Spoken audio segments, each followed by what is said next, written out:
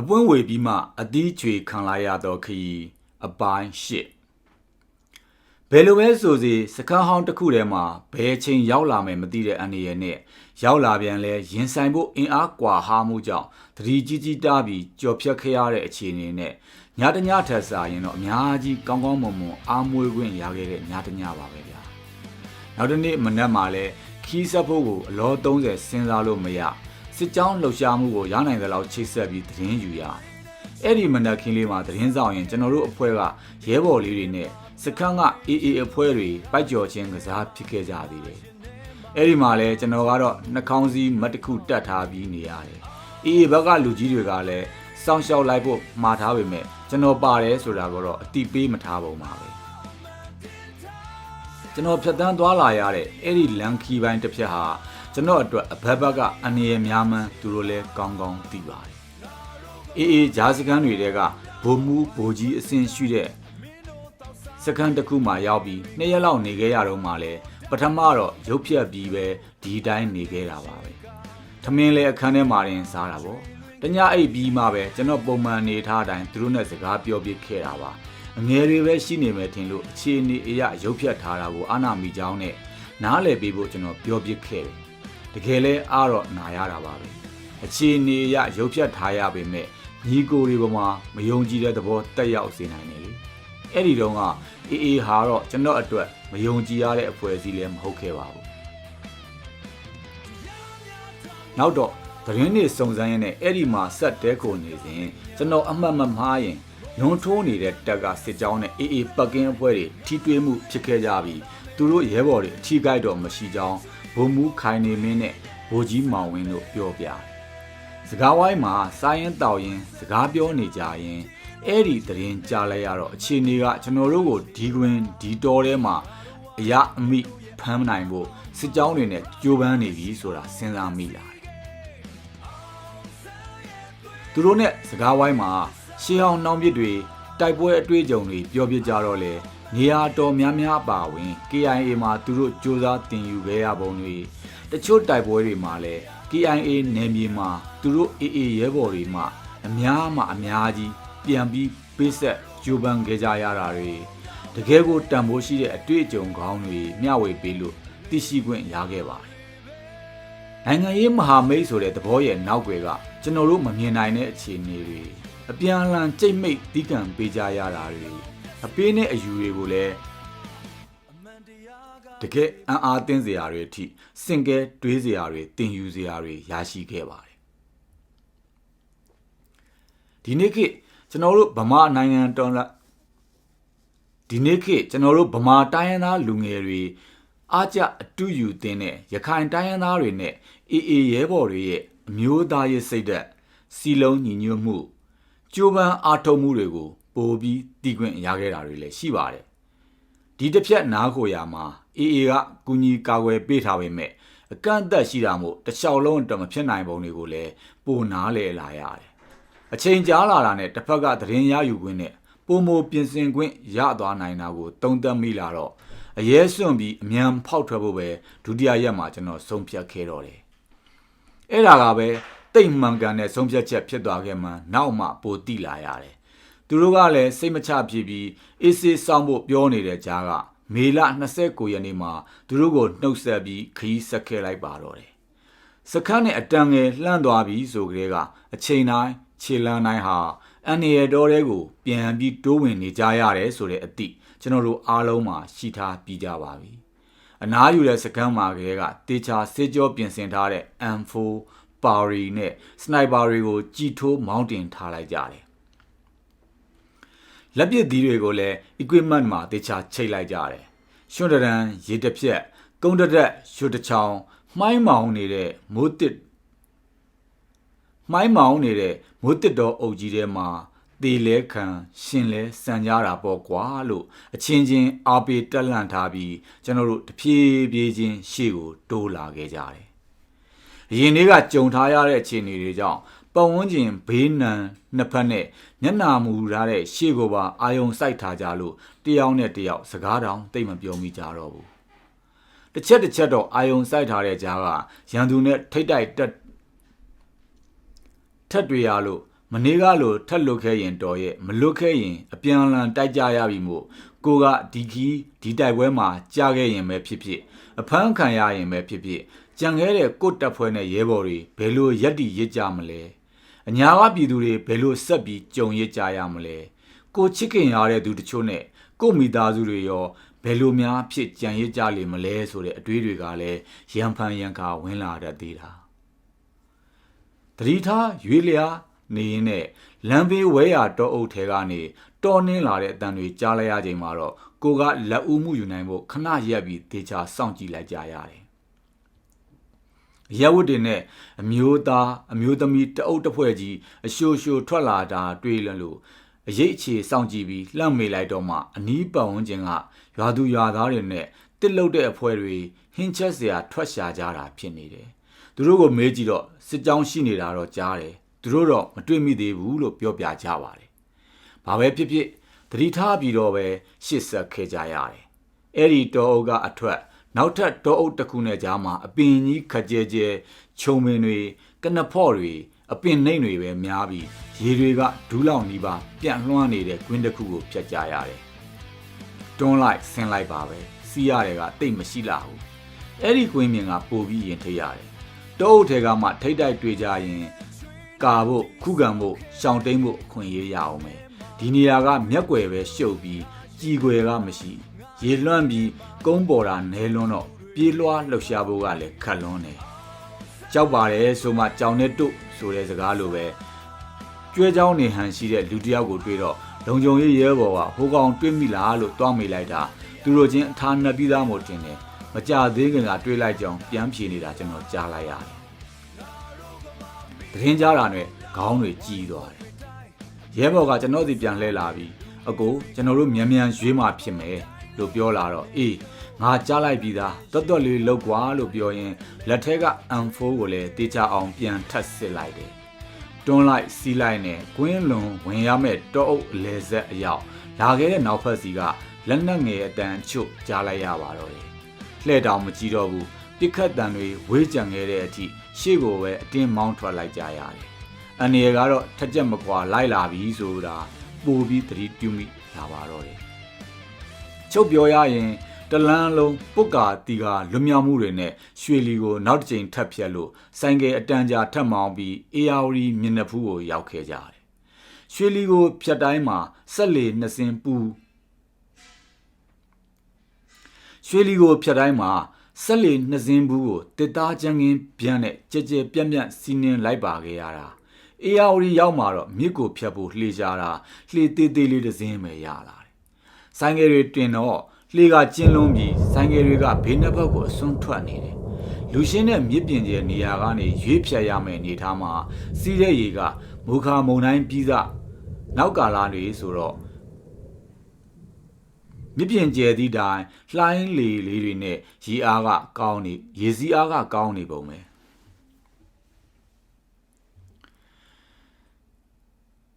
ပြန်ဖြတ်ရမှာလူရှင်းတဲ့မြစ်ပြင်ကျဲနေရာကရွေးဖြတ်ရမယ့်အနေထားမှာစီးနေတဲ့ရေကမိုးကားမုန်တိုင်းပြီးစနောက်ကာလတွေဆိုတော့မြစ်ပြင်ကျဲသည့်တိုင်လှိုင်းလေးတွေနဲ့ရေစီးအားကကောင်းနေပုံရေကူးတတ်တယ်ဆိုပေမဲ့ဒီလောက်ကျဲတဲ့လှိုင်းရည်စီးထဲမှာဒီလေမြောင်မြောင်လေးပေါ်အကုန်စုတင်ပြီးသွားရမှာစိတ်ကမလုံခြုံဘူးရွေးချယ်ဖို့ကလည်းအချိန်ရောအခြေအနေကရောမရှိတော့ဘူးဆိုတော့ဖြတ်ယုံပဲပေါ့ရေတံဘူးကြီးကြီးကိုနားမှာထားလိုက်တယ်ခလူးလူးနဲ့ရွေ့နေတဲ့လှေကလေးပေါ်မှာခက်တီတီနဲ့ထိုင်းနေရပါပဲစိတ်ထဲမှာတော့ဟိုးရှိတုန်းကကုံတဲ့တူလို့လှေမောက်ရင်ရအောင်ဘူးတိကြောက်ကြီးစောင်းထားပြီးလှေမောက်လို့ရေရောက်မှဘူးတိကြောက်မေ့ပြီးရေနစ်တယ်ဆိုတဲ့အကြောင်းလေးကိုတွေးပြီးစောင်းထားတဲ့ရေတံဘူးကြီးကိုကြည်ရင်ကိုယ့်ဟာကိုယ်ကြိတ်ပြုံးမိလိုက်သေးတယ်ဖုံထုတ်ပြီးမှတ်တမ်းတောင်မတင်ရဲခဲ့ဘူးသူများရိုက်ထားတာလေးပို့လာပေးလို့သာအမတ်တရလေးရှိထားတာတခါတော့တစ်ဖက်ကန်းကိုလှမ်းကြည့်ရင်ဘယ်နာလောက်ဆိုရင်တော့ငါကူးနိုင်ပြီနဲ့စိတ်ကိုမနှဲအားတင်းထားရတယ်ပြောရရင်အေယာဝတီဟာလမ်းကြုံမှာကြုံခဲ့သမျှအရင်ထိတ်ဆုံးခီးတွေတဲကပဲခီးတစ်ဖြတ်ပါပဲဒီလိုနဲ့အောင်မြင်စွာကန့်ကပ်မှာတော့ချိတ်ဆက်ထားတဲ့ဒေသခံရဲဘော်တွေလာကြိုကြတယ်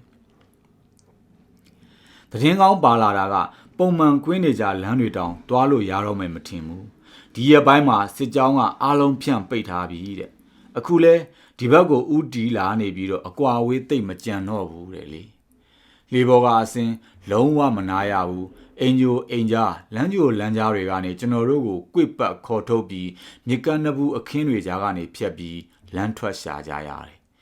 ညနေဆောင်နေပြီဆိုပေမဲ့လည်းသတင်းလုံခြုံမှုနည်းနိုင်တဲ့အနေအထားဖြစ်နေတာရောကြောင့်အဲ့ဒီနားမှာတညတာနားခုဖို့ကလုံးဝမဖြစ်နိုင်တော့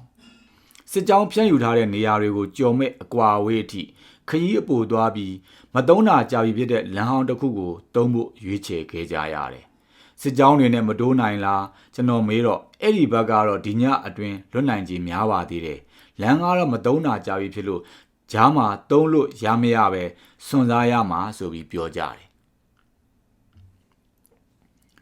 စစ်ကြောင်းတွေကရှင်းနောက်ညက်ပိတ်ပြီးပိုရှုပ်လာတယ်ဆိုပေမဲ့ကတာထိကြိုက်မှာကိုလူတွေလည်းရှိနေပြီးသတင်းရတဲ့အားသာချက်တခုရှိနေလို့တော်ပါသေးတယ်စစ်ကြောင်းတွေလည်းတနေရာပြီးတနေရာအင်အားထက်ဖြည့်ပြီးဖြန့်ထိုးနေတာမို့အဲ့ဒီဘက်ကိုလည်းဥတီထားတဲ့စစ်ကြောင်းသတင်းလည်းရှိထားတယ်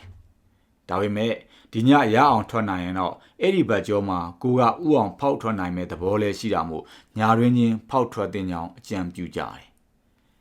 နားနေလို့လည်းအဆင်မပြေအတူလမ်းဟောင်းလေးပေါ်မှာရှေ့တစည်းပဲမီးကြီးထိုးနောက်ဆိုင်ကယ်တွေကအောင်မီးသာတုံးလို့ရှစ်ဆိုင်ကယ်ရဲ့နောင်မီးကိုအာပြုကရှေ့နောက်မြင်ကွင်းထိမ့်ပြီးခီးဆက်ကြရတယ်။မှားလိုက်ပြန်ကွေးလိုက်လမ်းပိတ်နေရင်ဆင်းဖွင့်လိုက်ဖယ်လိုက်နဲ့ကျွန်တော်ဖြင့်ဒီနေရာပဲပြန်ရောက်နေသလားအောင်မေးမိနေတာ။လမ်းကျွမ်းတဲ့သူပါလို့သာမဟုတ်ရင်ဘယ်ရောက်သွားမယ်မသိ။စင်ကြေးပုံအဆိုတွေနဲ့စင်တွေချို့ထားတဲ့ဝါးယုံတွေတွေ့ပြန်တော့လေအပြန်အလှန်သတိပေးကြရသေးတယ်။လမ်းတွေကခြုံတွေတဲကိုတိုးမောင်းနေရတယ်လို့နေထားမှာရှေ့ကနေဘွားကနေမြင်လိုက်ရတဲ့အရေးကြီးကြောင့်ရင်တုန်သွားလိုက်ကြသေးတယ်။စင်ကြီးလိုထင်သွားတာ။တေချာကြည့်လိုက်တော့မှကြောက်ဆိုင်ကြီးတစ်ခုဖြစ်နေတာသိပြီးရဲကြရသေးတယ်။တနေရာရောက်မှာတော့လာရောင်မိန်အောင်မှာလေးစစ်မီလေးတွေလင်းနေတဲ့အဝေးတနေရာကကတာမျိုးရဲ့ညမြင်ကွင်းလာကိုခဏရက်ပြီးသူတို့ပြလို့တောင်ထိပ်ကနေကြည့်ခဲ့ရသေးတယ်။တော်တိုခီးဆက်ကြရင်တကောင်ကျော်လို့မနှက်လင်းအားကြီးလောက်မှသာတောအုပ်ကြားကရွာလေးတရွာကိုရောက်တယ်။အင်ဂျီလည်းတိတ်မရှိသလိုလူသူကလည်းအရောက်ပေါက်နေပုံမှာ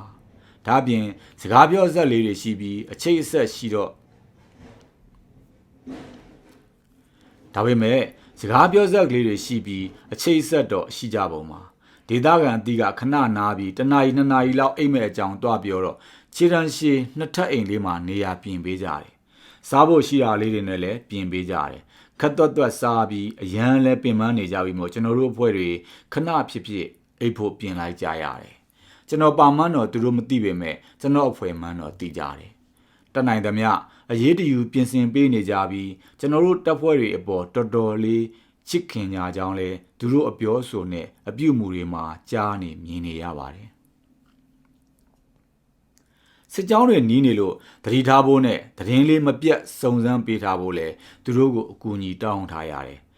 ပွိုင်းဖနက်တွေချစ်လို့နန်းစောနေတဲ့ခြေထောက်တွေလောက်ပဲစေးကကင်ထားတဲ့လက်နက်တွေကိုအေးပေးပြီးအဖုံးတွေမောင်းတုံးတွေဖြုတ်တန်ရှင်းရေးလောက်ကြရတယ်အရန်သင်းဖြစ်လို့ခဏမေးနေကြတော့မှပဲရွာဘက်စီကိုစစ်ကြောင်းပြန့်ထိုးပြီးတက်လာတာအရန်နီးနေပြီဆိုတဲ့သတင်းဆိုးကရောက်လာပါရောဒါနဲ့ကျွန်တော်တို့တွေပြပြသလဲထားလို့ကိုလက်နက်ကိုဆွဲကြည်ထိုးလုံယုံရေးစစ်ခလုတ်ချပြီးအရန်သင်းပြင်ထားလိုက်ကြရပါတော့တယ်ထင်လင်းဇူလိုင်လ4ရက်2026ခုနှစ်စနေနေ့အပွင့်ဝေပြီးမှအတီးချွေခံလိုက်ရတော့ခီးအပိုင်းကိုဒီပြိုင်နက်ထဲမှာလဲအထုပ်ဘိုးတွေကိုမိနစ်ပိုင်းအတွင်းပြင်ဆင်လိုက်ပြီးဆိုင်ကယ်နဲ့ရသလောက်တိုးထွက်ဖို့ပြင်လိုက်ရတယ်အားလုံးအသင့်ဖြစ်တာနဲ့အိမ်ရှင်တွေနဲ့အနီးနားကလူတွေကိုနှုတ်ဆက်ပြီးတော်လန်လေးတိုင်းကျွန်တော်တို့မောင်းထွက်ခဲ့လိုက်ကြပါတယ်တကယ်လဲ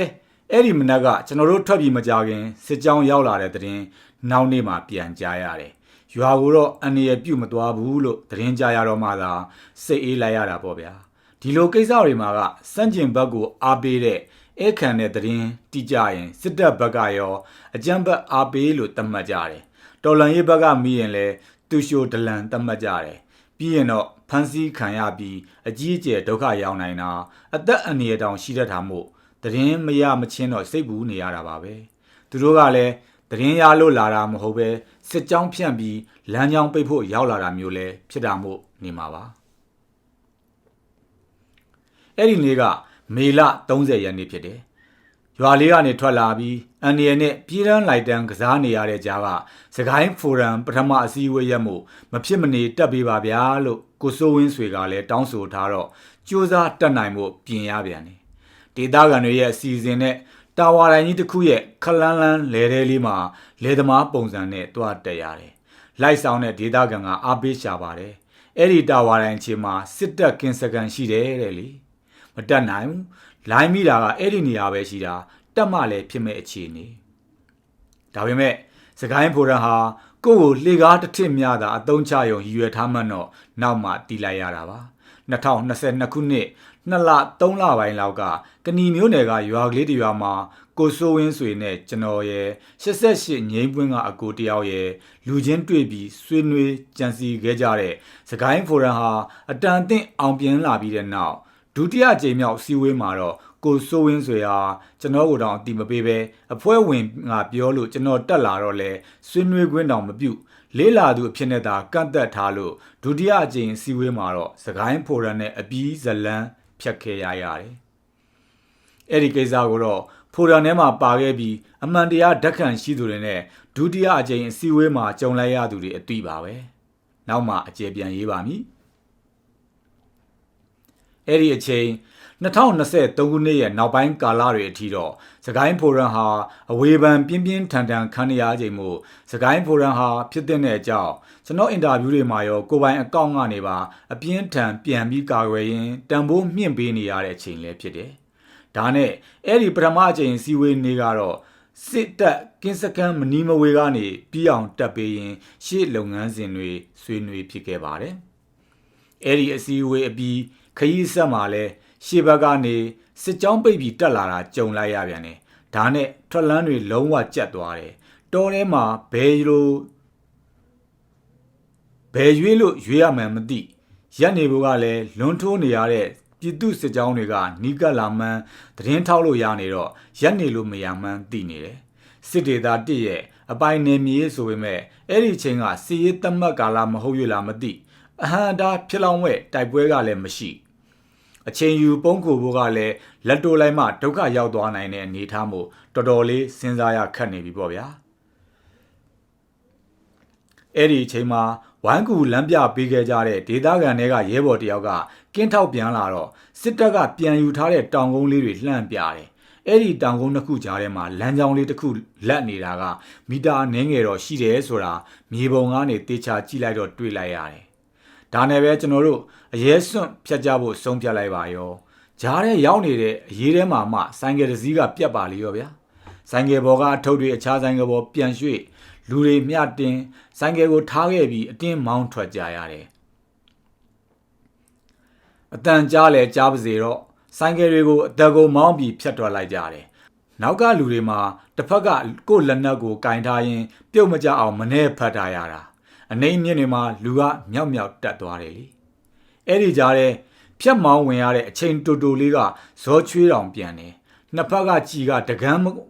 မဝေးတဲ့ဂျားလေးကနေဖြတ်ရတာမို့အခက်မသိရင်ရင်ဘတ်တွေဒိုးရပေါက်ပြီးစကားဖြစ်သွားနိုင်တယ်ပါလာတဲ့ရဲဘော်တွေလည်းတကယ်ရဲရင်ကြပါပြီတဲ့တခါတလေမှာတော့အန်ရအရှိဆုံးနေရာကလည်းအလုံးကြုံဆုံးဖြစ်နေတတ်တယ်ဆိုတာအမှန်ပဲ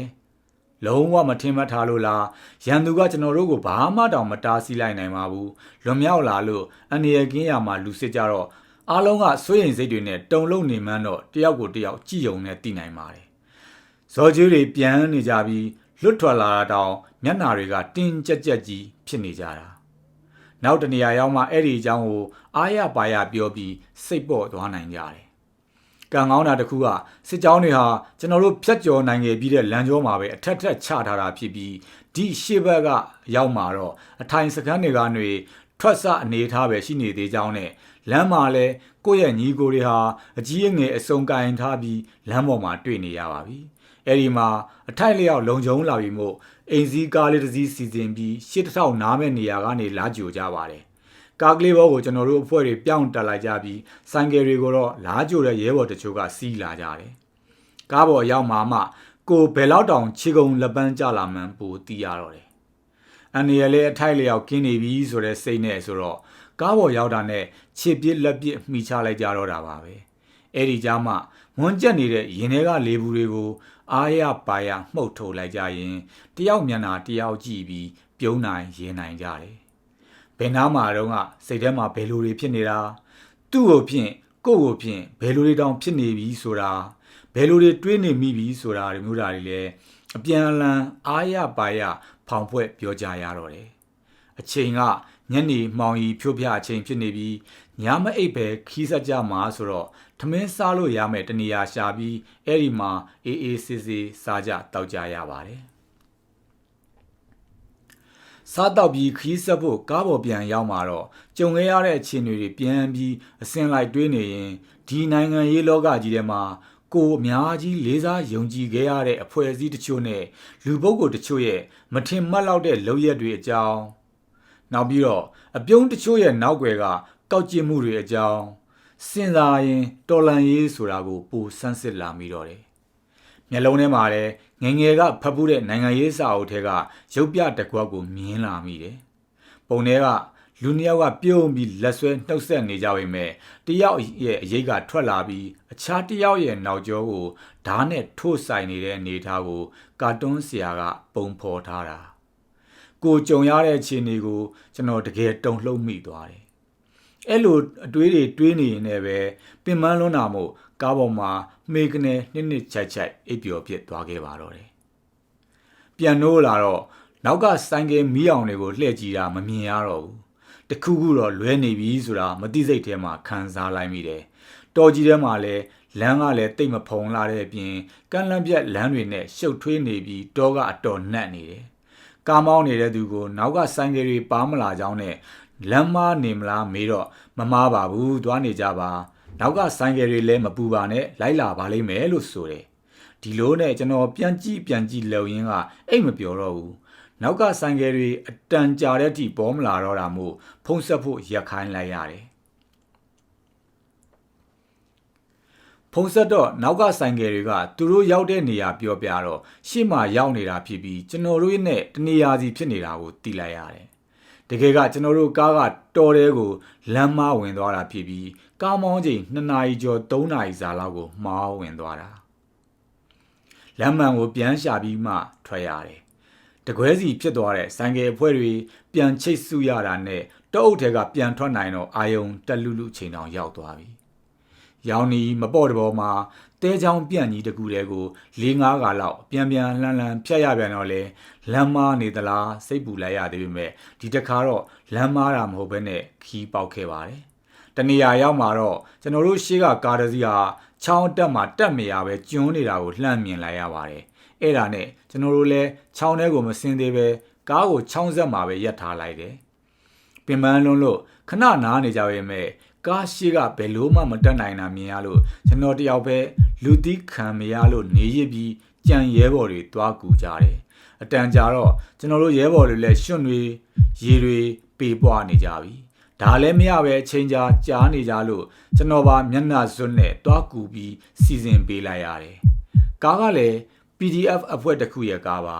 လူကတော့လူလက်အရွယ်2ဦးပါဝင်4-5ယောက်လောက်ပါပဲပါလာတာမျိုး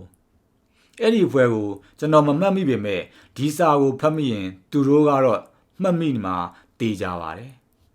ထူးခြားတာကအဲ့ဒီကားဟာကျွန်တော်တို့ကိုဝိုင်းကူတွန်းရင်ကမ်းပေါ်ကိုဟောခနဲ့မောင်းထွက်သွားနိုင်ချိန်မှာကျွန်တော်တို့ကိုလက်တောင်မပြပဲမောင်းထွက်သွားခဲ့လိုက်တာပါ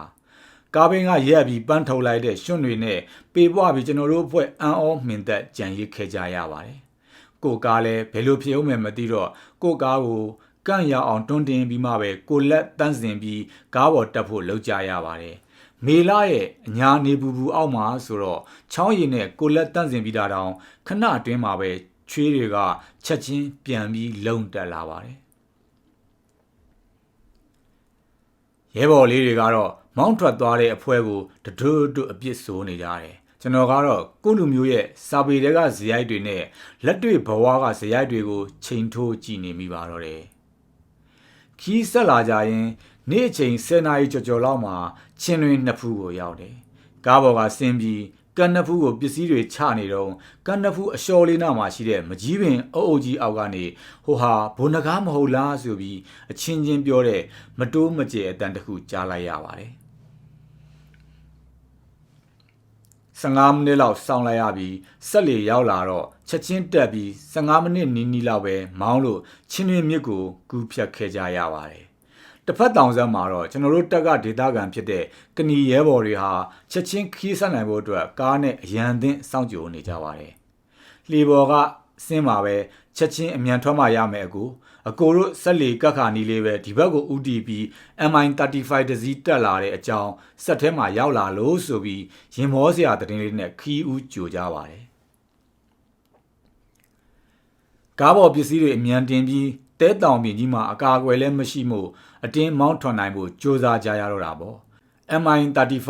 စစ်ရဟတ်ရင်ရဲ့ပန်ကာတန်ကနီးလာပေမဲ့တဲထဲမှာအတင်းယုံနေရတဲ့ကားအင်ဂျင်တန်းကြောင့်ကျွန်တော်တို့မကြားမိကြပါဘူးကုန်းပေါ်တက်ပြီးဘုံကြီးချောင်းတစ်ချောင်းသားအဝင်မှာပဲကားနောက်ကရဲဘော်ကအော်ပြီးသတိပေးလို့ MI35 ကြီးကိုဘွားကနေတကက်နှိမ့်နှိမ့်လေးအနေထားနဲ့မြင်လိုက်ရပါတယ်ပြစ်ပြီးဟာဆိုပြီးကားပေါ်ကခုံစင်းကြမဲ့အလုံးမှာရဟတ်ရင်ကတဲတောင်မြင်စီကိုအာယုံစိုက်နေပြီးကျွန်တော်တို့ကိုတဲတောင်မြင်ထဲမှာမတွေ့လိုက်ရလို့ပတ်ဝိုက်ရှာဖို့ဟန်ပြင်းနေတာကိုမြင်လိုက်ရမှမစင်းတော့ပဲကြောင်းဝင်းဘေးကတစ်ပင်အုပ်ကြီးတွေအောက်မှာသာကားကိုဝင်းခိုလိုက်ကြပါတယ်ရဟရင်ဟာဖြောင်းဖြောင်းမပြန်တော့ပဲရွာပေါ်ကနေရွာအထွက်လမ်းတစ်လျှောက်အတိုင်းဆက်ဝိုင်းပုံအထက်အတက်ရစ်ပြီးပြန်ရင်းနဲ့ပဲရွေ့နေတော့တယ်ရဟရင်အတော်ရွေ့မှကျွန်တော်တို့ကားကိုနည်းနည်းချင်းလိုက်တိုးတယ်နောက်တစ်စီးထပ်တက်လာတဲ့ကြားရပေမဲ့ရောက်တော့မလာသေးပါဘူးခီးသွားတချို့လဲလမ်းဘေးမှာရှိုတွေတစ်ပင်ကြီးတွေအောက်မှာဆိုင်ကယ်လေးတွေထိုးပြီးကုတ်နေကြရတယ်ကျွန်တော်တို့ကတော့လုံခြုံရေးအတွက်လူရှုပ်တဲ့မရက်ရဲတာနဲ့ဖြည်းဖြည်းချင်းလိုက်ရွေ့နေရတယ်လမ်းပေါ်မှာတော့ကျွန်တော်တို့ကားတစ်စီးကလွဲလို့တိတ်ဆိတ်ရှင်းလင်းနေပြီးဘေးဝဲရာကနေအိမ်လေးတွေတဲလေးတွေထဲမှာတောင်လူရိပ်မတွေ့ရတမတ်ပြန်တန်းချင်းကြောင်ဖြစ်မယ်လမ်းမကြီးကနေကျွန်တော်တို့ရင်းမာပင်ဘက်ကိုခွဲမဲ့တနေရာမှာတော့ဒီအတိုင်းကျွန်တော်တို့ကိုမမြင်ပဲအဲ့ဒီလမ်းခွဲတစ်ဝိုက်ကိုဒရဇက်ပြည့်ပြီး MI30 ဖက်ကမောင်းထွက်သွားပါတယ်ကျွန်တော်တို့လည်းနောက်တစ်စီးတက်မလာခင်မှာပဲလမ်းခွဲဘက်ကိုအတင်းကွေ့ဝင်ပြီးမောင်းထွက်လာခဲ့လိုက်ကြပါတော့တယ်ကားထဲမှာပါလာသူတွေကအရှိတ်အရက်ကောင်းကင်ကိုစောင့်ကြည့်ထားပြီးကားကိုအရှိန်နဲ့မောင်းရတယ်စိုးရိမ်စိတ်နဲ့ဆိုတော့ခဝေးဝေးကပြန်နေတဲ့စွန်တကောင်ကိုတောင်ရဟရင်လာပြီးထင်မှတ်ပြီးစိတ်လောကြရသေးတာဗျနောက်မှအဲ့ဒါလိုစွန်တကောင်ကိုအဝေးကမြင်ပြီးရဟရင်လာပါပြီဆိုကအလန့်တကြားអော်ဘူးတဲ့သူတို့ရဲ့လေ့ကျင့်ရေးဌာနကအကြီးအကဲတယောက်အကြောင်းပြောပြီးရဲဘော်တွေတဝါဝါရဲနေကြသေးတာအညာကကွင်းမြင်ဖြစ်သွားပြီဆိုတော့ MI ဟာအနေရရှိပေမဲ့ကားကိုထားပြီးလူအလွတ်ယုံလို့လဲရတာမို့ကျွန်တော်ကတော့တိတ်မစိုးရိမ်လာတော့မကြခင်မှာပဲကျွန်တော်တို့စီးလာတဲ့ကားလေးဟာကျွန်တော်တို့ရဲ့ဌာနေပလဲနယ်မြေလေးတဲ့အထိကျွန်တော်တို့ကိုအနေရကင်းကင်းနဲ့တင်ဆောင်ပြီးတရွေ့ရွေ့တိုးဝင်ပေးနိုင်ခဲ့ပါပြီရှူလိုက်ရတဲ့အညာလေးနဲ့မြင်နေရတဲ့အညာမြင်ကွင်းအလုံးဟာအလွမ်းပြေုံမကကုန်ခန်းခဲ့ရတဲ့အာအင်တွေကိုတောင်အစားထိုးပြန်ရလာတယ်လို့ခံစားရပါတယ်လန်ခီကကြုံရတဲ့ခြေနေတွေကိုကြားနေကြလို့စိုးရိမ်နေကြရတဲ့ရဲဘော်တွေနဲ့အညာကပြည်သူတွေဟာလည်းကျွန်တော်တို့ကိုဘာမှမထိခိုက်ပဲပြန်လာကြတာမြင်ရတော့အကိုတို့ပြန်လာပြီဆိုပြီးအရန်ကိုဝမ်းသာနေကြရှာပါတယ်အဲ့ဒီအပြုံးတွေကလည်းကျွန်တော်အတွက်တော့တကယ်အစ်စ်မှန်ပီတိနဲ့ခွန်အားတွေပါပဲ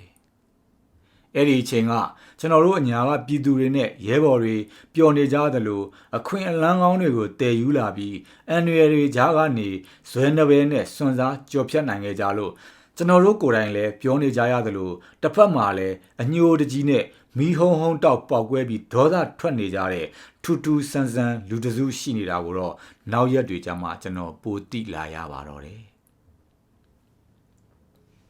မှတ်ချက်